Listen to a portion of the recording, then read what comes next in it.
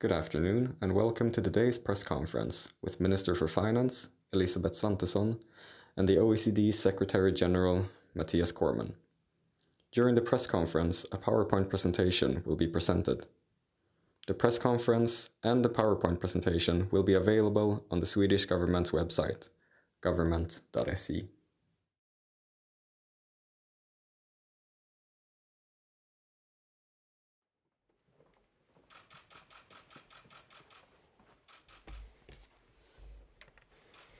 So, welcome to this press briefing, and a special welcome, of course, to Mathias Cormann, who is Secretary-General of OECD. Warmly welcome. It's warm outside, and we really think it's fantastic that you're here. And I know that you will soon hand over this report to me, and I'm looking forward to hear your findings. So, welcome.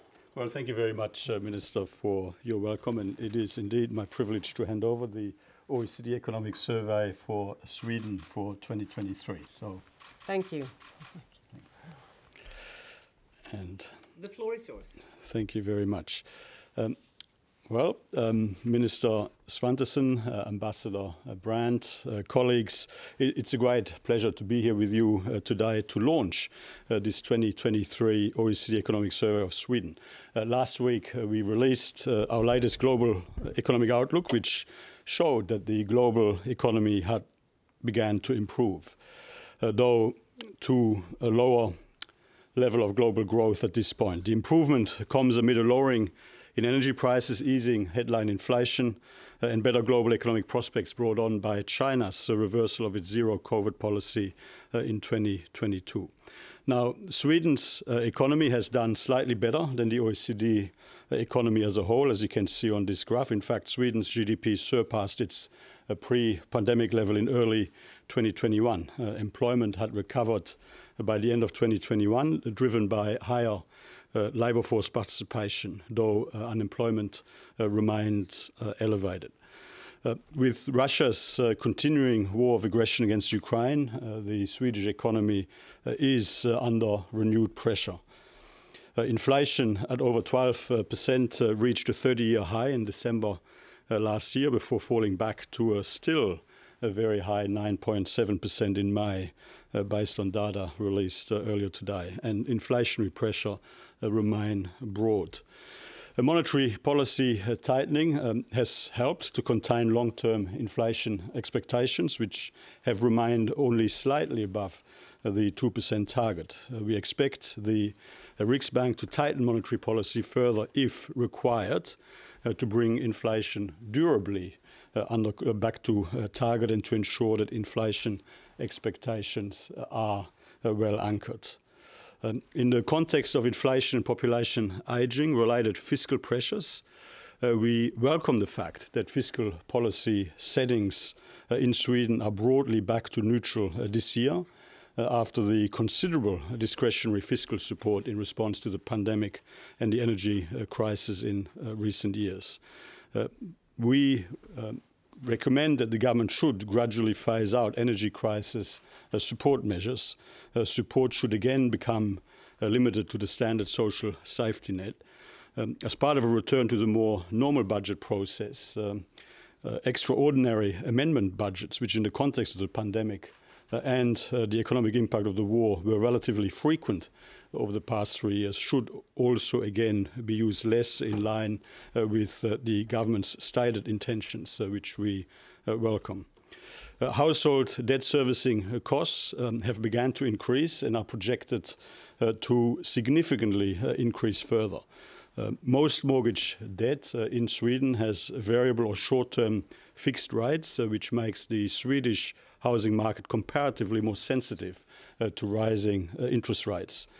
Against the background of high inflation and rising interest rates, real housing prices in Sweden have fallen by about 20% from their peak in March 2022. And tighter financial conditions and some of the developments in the housing market have also exposed a level of over-leveraging by some real estate companies.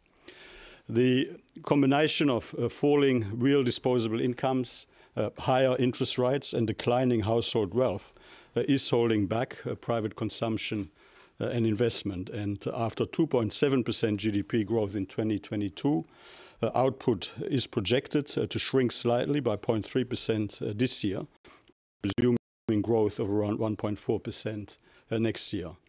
Inflation will come down gradually. It is projected to average 6.6% this year and come down to 2.4% next year. In this environment, policymakers must continue to do both, respond intelligently to the short-term pressures while also resolutely pursuing progress on longer-term structural reform priorities, including laying the groundwork for stronger growth and a more inclusive labour market. Taxes on above average labour incomes in Sweden are high, while taxes on dividends and realised capital gains are comparatively low. Reducing this large differential would reduce tax-motivated income shifting and would help boost labour supply. Looking at Sweden's tax mix in an international context, we do believe that there is room to make the tax mix here in Sweden more growth-friendly. Indeed, without impacting the overall tax as a share of GDP ratio, Sweden's tax mix could be improved by lowering taxes on work and increasing taxes on property and other non-labour-related incomes. Moreover, increased property taxes would allow municipalities to diversify their revenues and undertake additional investments in housing, infrastructure, and to support the green transformation. Many low-income households live in overcrowded housing, which reflects the disproportionate impact of Sweden's strict rent controls on low-income households who cannot afford to buy housing. And I think it's interesting to see where Sweden is positioned there, not just in the context of the OECD average, but also in the context of Sweden's immediate neighbours like Finland, Denmark, Norway. In the main population centres in Sweden, people need to queue up for years or even decades to access rental housing. We believe that a better functioning rental market would give them a better opportunity to move from substandard, overcrowded housing to better places, also with better jobs and opportunities. It would also make better use of existing housing stock and help increase labour mobility. Sweden enjoys a large foreign-born population who work and pay their taxes. Foreign-born women in Sweden are more likely to be employed than native-born women in some of our OECD countries. However, of course, we know and we very much appreciate that in Sweden you have higher aspirations. Long-term unemployment is much higher among foreign-born than among native-born people, and to improve opportunities for migrants to Sweden, in particular migrant women, continued investment, we believe, is needed in relevant education and skills development programs while carefully reviewing the impact of social assistance arrangements with the aim to strengthen work incentives. Compared to pensioners in other countries and also compared with younger generations in Sweden, which is what this graph shows, Swedish pensioners in aggregate enjoy decent incomes and comparatively high living standards. At a time when we live longer and live longer healthier, and where absent policy action, population aging is causing reductions in the proportionate size of the working age population. The key policy challenges in terms of our pension arrangements, in addition to securing decent retirement incomes, are to, one, ensure their financial sustainability over the long term, and two, to encourage people to stay in the workforce for longer. That's very much what Sweden's pension reforms in the 1990s helped to achieve. But we would suggest that some of the decisions in Sweden in more recent times to increase the basic pension and to introduce a new income pension supplement were arguably steps in the other direction, and something that might need to be considered by policymakers. And I just explain our thinking here. I mean, that's because these benefits, instead of being linked to the level of contributions, are funded through the tax system, socializing their costs, costs which will continue to increase. And unlike contribution-based pension payments related to past earnings, they do not incentivize longer working lives. We would suggest that this is something that should be looked at again with a view to ensuring both the long-term fiscal sustainability of pension arrangements while also seeking to boost workforce participation by older workers across Sweden. Sweden has been a front runner when it comes to ambitious and effective action on climate change. Going green is largely seen as an opportunity for new growth in Sweden rather than as a threat to jobs and competitiveness. High-emitting industries, notably steel, cement and chemicals, invest heavily in decarbonization, and Swedish mines are expanding to provide materials in support of the green transition. So since 1990, if you look at this graph, Sweden's greenhouse gas emissions have fallen by about a third. And relative to Sweden's size of the economy and to its population size, they are among the lowest across the OECD. Sweden has implemented a comprehensive and relatively efficient policy package comprising carbon pricing, subsidies, regulations, and systematic cooperation and dialogue between government and industry, and that is all very good. But mandatory blending of biofuels in gasoline and petrol has proven to be very expensive, and since the recent policy change, it is no longer as important a part of Sweden's plan to reach its 2030 target for emissions from sectors not covered by the EU emissions trading scheme. But it was an important part of it, and I guess like what is going to be important moving forward is what is going to replace it. So to achieve its emission targets, having made the decision in relation to the mandatory blending of biofuels, Sweden will need to look at what other measures can be taken in order to meet emissions reduction targets. Most of Sweden's emissions outside the EU emissions trading scheme come, in fact, from transportation. Reducing these emissions will require, among other things, a more rapid electrification of the vehicle stock with significant investments in the charging network. Sweden should also improve monitoring and reporting of agricultural emissions with the aim to induce a pricing mechanism while rewarding climate-friendly practices, nature-based services and green research and development. Sweden's soil and forests absorb close to the equivalent of all the country's emissions. Making the carbon tax symmetric by also extending a tax credit to negative emissions not currently covered by the carbon tax and emissions trading scheme could make even a better use of this available resource. Sweden's northern regions are very much at the forefront of a nascent green industrial revolution, fueled by an abundance of low emissions electricity such as hydro, low carbon energy like nuclear, and indeed a renewable energy source like wind power. The surplus is exported to southern Sweden and neighboring countries, which of course is very positive. To decarbonize steelmaking as well as other industries and transportation, Sweden will need to significantly ramp up its renewables and nuclear power-based electricity generation and also invest in storage and transmission arrangements. To achieve this, it will be important to improve the efficiency of relevant planning and approval processes. A large percentage of wind power projects are struck down by municipalities. Softening the municipal veto through more centralized coordination of regionally or nationally important projects would help. Also allocating a share of wind power profits to host municipalities, for example, through a local property tax, could also help foster local support. The success of the green industrial transformation will depend to a very large degree on the availability of the necessary skills. And this is particularly a challenge for the northern regions and municipalities, which are already suffering material labor shortages.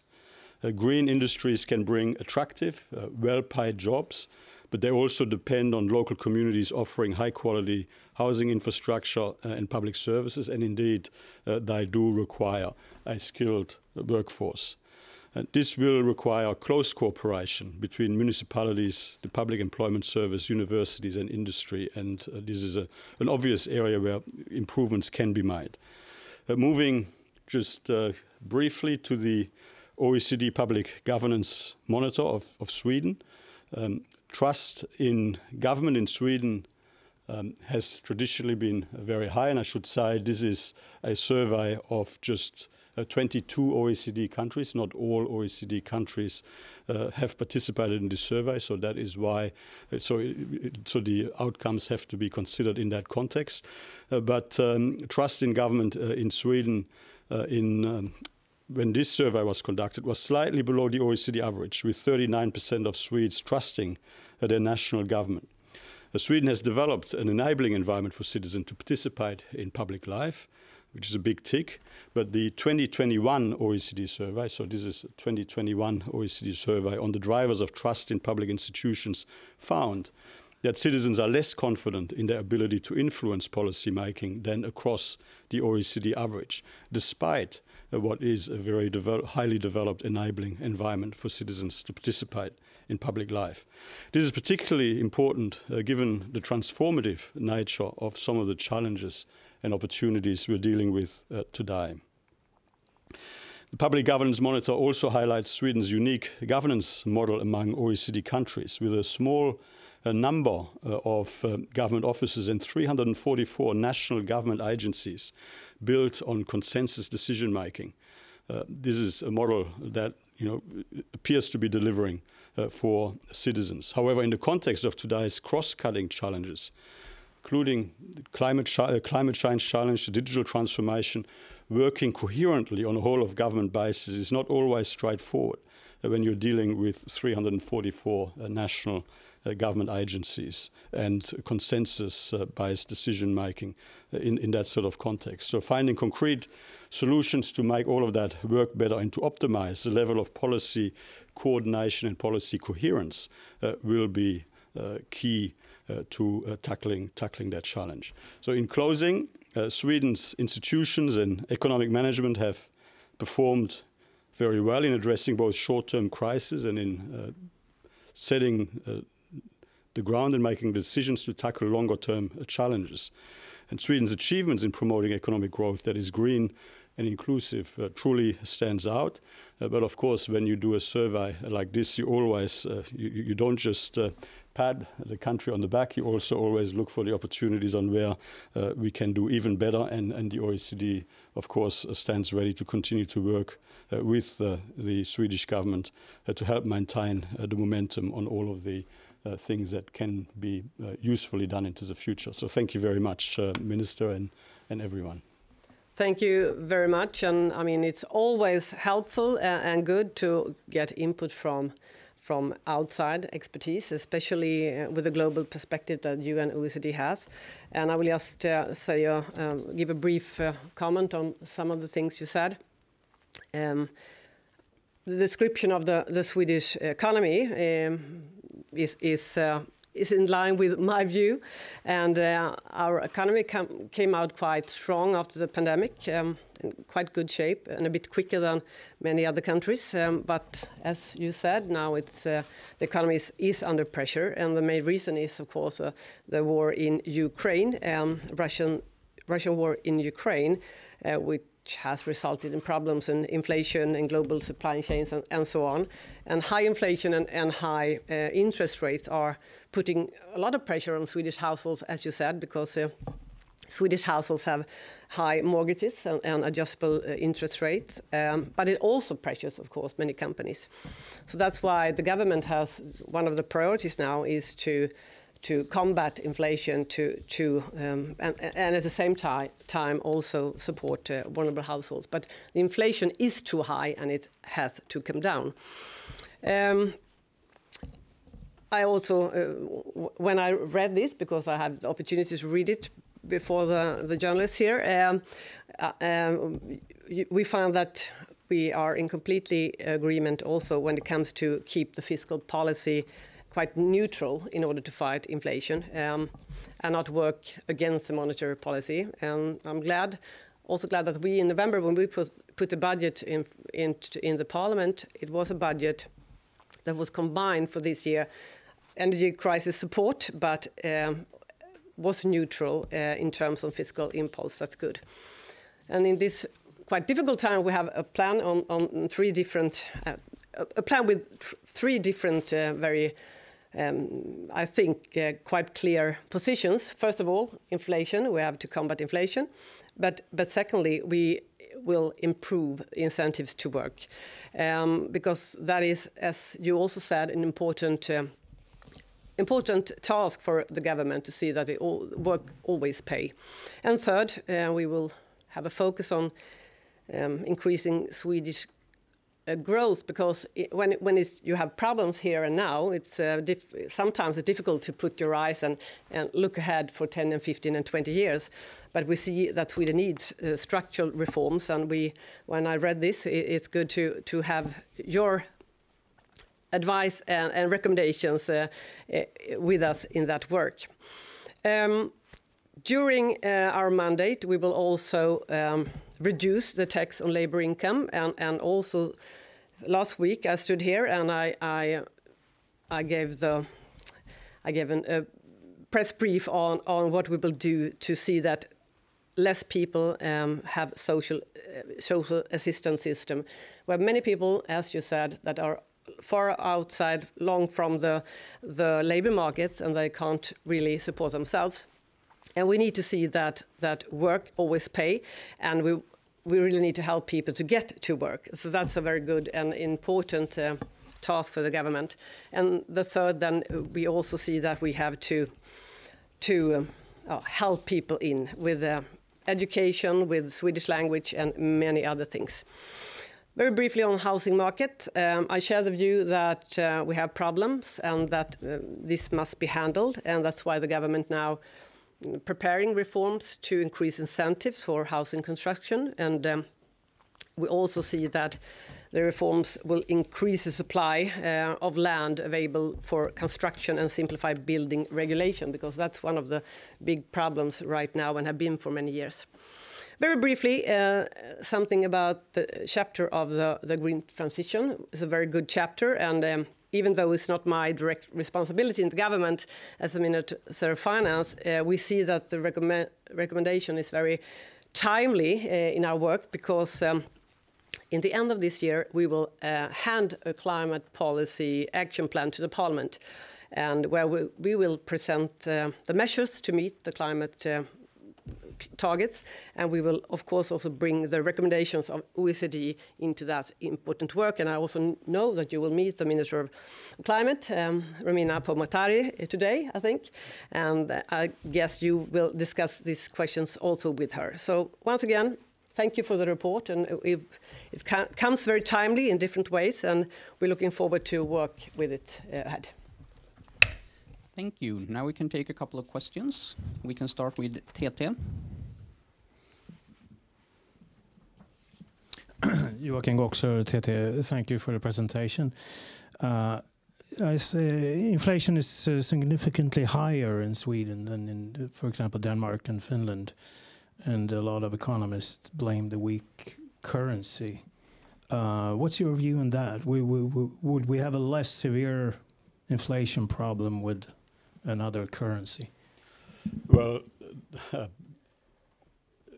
I think that what you need in the context of the currency arrangements that you have is appropriate monetary policy to and supported by fiscal policy to get inflation durably under control as quickly as possible. And I mean, I think that we would expect that the Riksbank will make the necessary decisions in order to achieve that.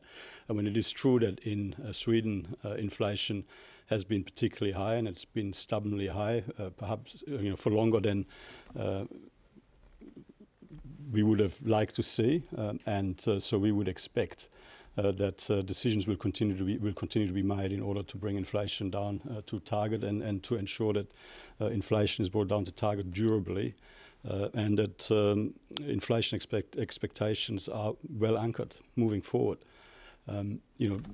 I don't think that I can really comment on the other question that you've asked. Also, among the recommendations that you present here today, what is the most imminent, would you say, to deal with? Well, I mean, we think that they're all important. I mean, we think that there's opportunities to improve the tax system. We think the rental market in particular, but the housing market more generally, needs to be improved. We think that in relation to climate change, Sweden is in a strong position, but there are some implications of some of the decisions that have been made in recent times that will need to be tackled. I mean, Sweden is a successful export-oriented, globally focused trading economy, and so of course, I mean, there are risks and opportunities that come with that in the current global environment, and Sweden will need to continue to ensure that you're in the most competitive position possible internationally, and I mean that has implications. But right now, I mean, inflation needs to be tackled, competitiveness needs to be improved. The tax system could be made to be more growth friendly. Workforce participation could be lifted through sensible policy interventions, and I mean, all of the recommendations are there in the report. Thank you. Then we can go to Peter at the end. Thank you. Thank you. I'm a climate editor at Dagens Nyheter, so my questions will focus on climate. And for Ms. Cormann, I wonder, you draw the conclusion that Sweden risks missing the national 2030 climate reduction targets. What effect would it have for Sweden's credibility, would you say, if that were to happen? Well, I take a more positive view. What we're saying is that given given the material impact of the change to the biofuel arrangements, Sweden will need to make decisions on what is going to replace the emissions reduction impact of what was previously part of the plan.